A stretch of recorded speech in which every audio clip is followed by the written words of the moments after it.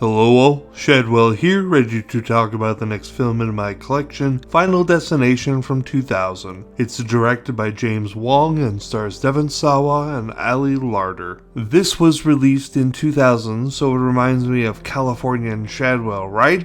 Wrong. This film was released theatrically earlier in the year, and I didn't start living in California until May or June of 2000. It was released March 17th, 2000, to be exact. Final Destination comes to us from the writing-directing team of Glenn Morgan and James Wong, who cut their teeth on TV series like The X-Files, which is funny because the story idea for Final Destination started out as a script for an episode of The X-Files. And they do return later in the series to helm a later installment, so keep them in your mind as we go through the 5 Final Destination films that I own. This first one is what started it all, though. After Scream came out in 1996, there was a big resurgence of slasher films. Final Destination asks the question, what if you made Death a slasher killer? I mean, Death is the OG when it comes to slasher killer when you think about it, so why not make a whole movie surrounding that idea? And that's what Final Destination is. A slasher film where the killer is an unseen force, a presence, Death, and Death is pissed that he was robbed of a few souls, and so Death is going to make the account sheets balance and kill those people off that escaped Death. The great thing about Final Destination is that this is a fresh and new idea. The bad news about the franchise is they all fall back on the same fresh and original idea to the point where it is no longer fresh and original. But the death scenes are elaborate mousetraps-like things that they get more and more wild as the franchise goes on, so at least the franchise is entertaining.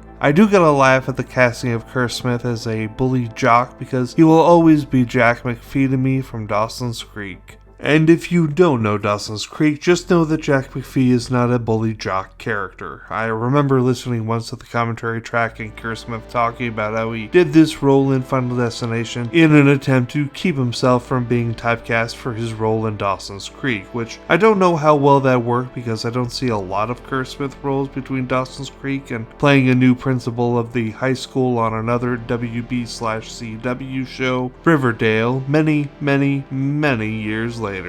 The first Final Destination is a hoot though, and so I'll give it a B+ because it gets a lot right even if it isn't perfect. Tomorrow we watch the sequel that created one of the all-time biggest memes, that one about driving behind a truck transporting logs. Don't worry, it'll make sense tomorrow when I talk Final Destination 2. See y'all then.